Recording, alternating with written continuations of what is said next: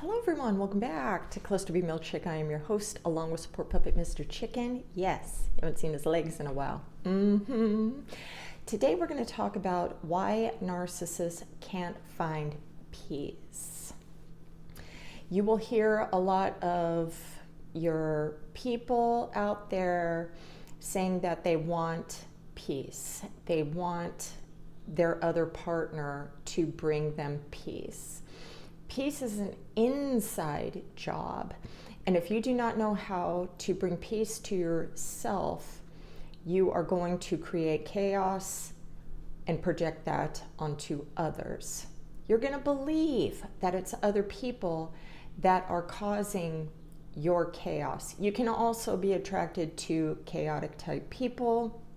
And this is also your responsibility to remove yourself with boundaries. But we're going to get into the narcissist. Yeah. So the biggest problem is identifying with the ego. What does that actually mean? It means identifying with our false self. This is who we created when we were very young. This is our identity and how we want to be perceived by the outside world and others. So this is going to cause a lot of stress and chaos if you cannot be controlled, if you cannot see the character that we want to be perceived as, whether it's good or sometimes cluster Bs want to be deemed as the villain. And they will go into the darker side of the force. Now, is this creating peace? No. There's a lot of chaos on the inside, and they're creating it in others. This is called negative supply, all right? Then we have materialistic needs to boost self-esteem. This is also going to be stressful because all you're doing is trying to work. You're not diversifying your time with family, loved ones, friends. All you're doing is trying to create ornaments on the Christmas tree of your false self. There's never enough of anything for a narcissistic person. This can be stuff, attention, admiration, sex. It doesn't matter. Inside of a narcissist is a broken cup. You cannot fill that thing because everything is always trickling out of that sucker. This is why a narcissistic person can also be an energy suck to you. They're sucking all of your energy, whether it's your time, your energy, your resources, whatever it is. If it's a narcissistic person who's a perpetual victim, only talking about their victimhood, never taking responsibility, and you know that if you bring this to their attention, that they're going to attack you. So what happens? You end up becoming an enabler, saying nothing, just agreeing with what they say about themselves. Do they give a shit about you? Hell to the no. No. Do they get to have opinions about you and your life? Yes. Yes. So, envy of others and always in competition. This can be with things, relationships, and even knowledge. I've talked to people before who, they're very book smart. Now, knowledge is not wisdom. Knowledge is just knowing facts about different things, but not actually experiencing them into your life where you learn lessons from them. That is being wise. So they'll throw down different facts, different things from their own perspective, how they perceive the world. It's very rigid. This is why they cannot even see, your opinions or anything in the gray area. It's not okay, I understand. You know, it doesn't change my opinion, but now I understand you better because of how you dissected where you came to this conclusion about whatever the fuck we're talking about. Could be your feelings, could be the world, politics, a fucking movie, whatever, you know? So being in competition all the time, either wanting to tear you down because you're shining bright like a diamond, this is fucking with their false self, how they want it, we're beyond and above everybody else. It's like trying to challenge God himself, Old Testament God, okay? The demiurge, not the fucking real God. Anyways, and you being smited for even trying to challenge them. Does this create peace? No. Overthinking, paranoia, seeing the world as predator versus prey, victimhood, and always testing others, always testing you, planting seeds, seeing how you're going to react. How the fuck is this creating any peace whatsoever, especially within themselves, the narcissistic person? If I'm always on guard all the time, that's not peaceful. Now, because of the way that I've grown up, the way that, I feel that I'm going to be betrayed by somebody, testing, pushing boundaries, causing you to react in a certain way. I'm the fucking puppet master, I'm going to fuck with you. And it usually has to do always with what is going inside of me. Do I have anger? Am I always on the edge of becoming a fucking bitch no matter what? It depends. I'm not saying that's who I am. I'm saying that this is, some narcissistic people. They are always 1 foot in the fucking hole of hellfire. And they're going to drag you down with them. Is that peace? No. Are these things going inside of the narcissist and they're being tormented and all this shit and they fucking hate themselves, or they don't even know about their own self-loathing and they just hate everybody else? Is this peace? No. Lack of self-awareness, especially of our projections. Now, if we were more aware of all these things that I'm listing out, we would take pause. We would realize that these paranoid thoughts, these PTSD defenses that we have from childhood has nothing to do with this person in front of me. We can also have our own boundaries. I did a video on boundaries and walls, and a lot of narcissistic people have holes all up in their boundaries. Sometimes they'll have walls, sometimes they'll have no walls. These are the people that may trauma dump on you, need you to be the rescuer of their own emotions because they cannot regulate their own bullshit. So they're going to look to you to fix everything that's going inside of them. This is them saying, you have to be my peace. It's not your fucking job. Okay? Now, you working on your own self, you being aware of your own toxic traits that you may have never been aware of, whatever it is, you want to bring each other that sense of calm. Okay? So it's not always a one-way street, but say you have 2 chaotic people and one person is learning to chill, it usually makes the other person chill. This has happened to me before when I'm being a shit and brat, and I'm just fucking going crazy and my mind is just wah. And then the person that I'm with isn't responding, isn't reacting, isn't being defensive. Because a lot of the things that can come out of my mouth can be resentful, can even not have anything to do with you in that moment, or whatever.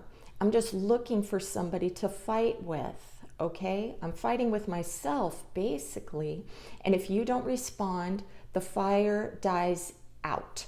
And I'm either going to remove myself, leave you be, any sense of like embarrassment of how I was acting. Remember, we don't want to talk about it. We don't want to talk about it just happened. But, it's going to calm down. And then we're not going to want to discuss it later.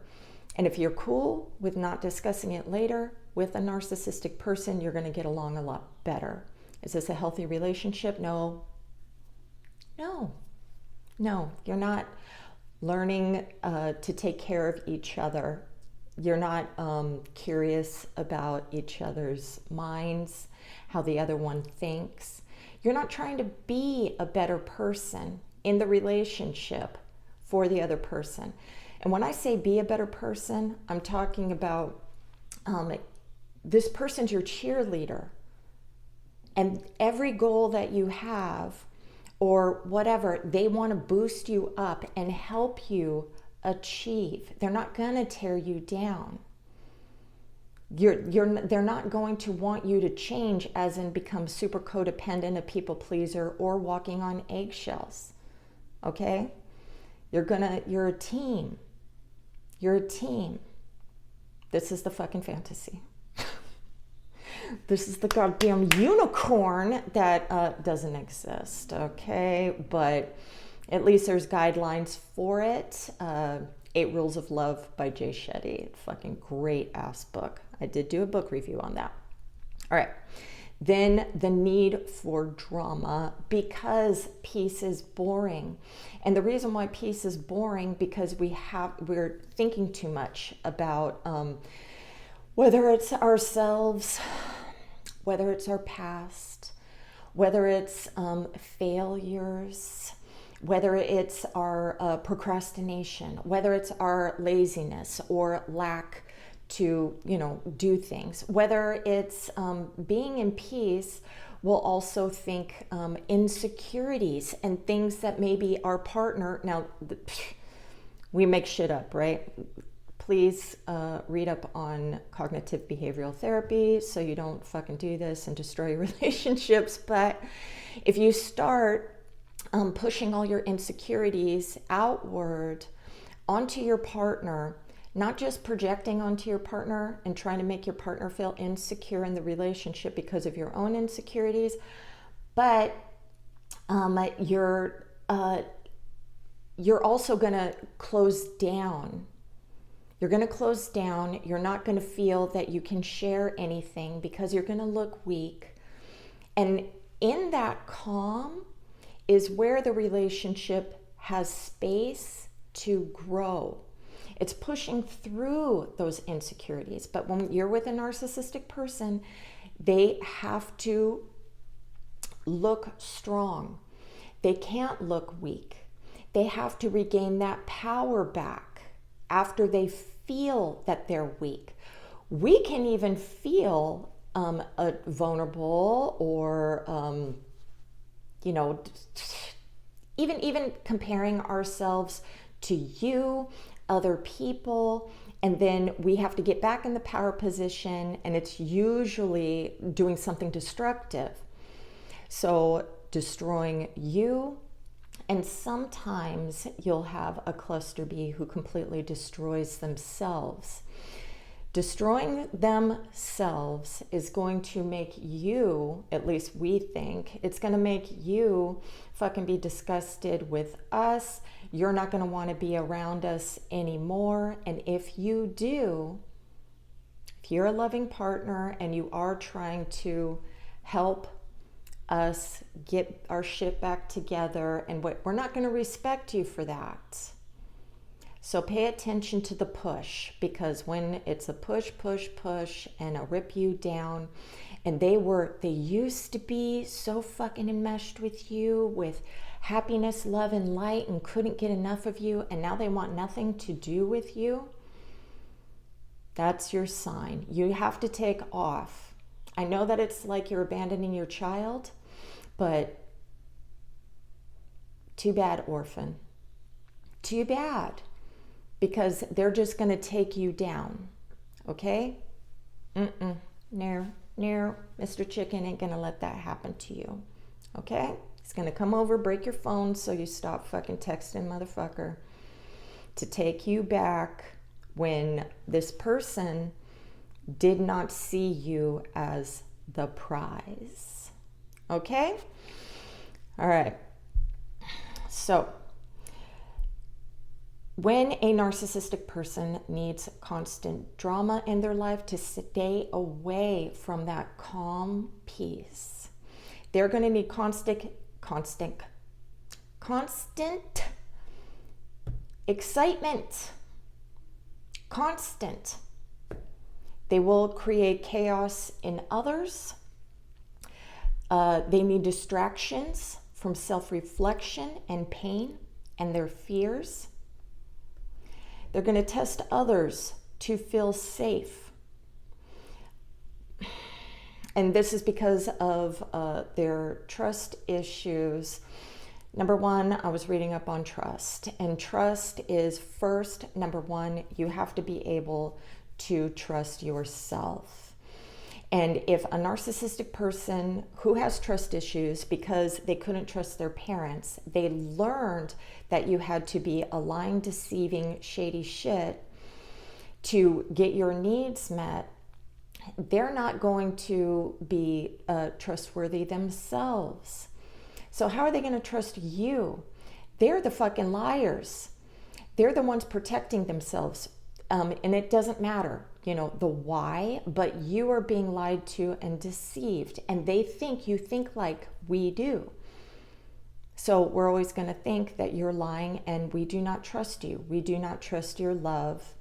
We do not trust your care, strings attached, blah, blah, blah. Okay? Then the need to control others, your thoughts, actions, and beliefs. And where did this start? It started in our own family and childhood trauma. The need to control. So who else controls others? So there is no peace. Social media, the news, the education system, wars, booze and drugs, porn, consumerism, hate bait like politics, gender wars, religion, race, rewriting of history, illnesses and cures. We're talking about the medical system here.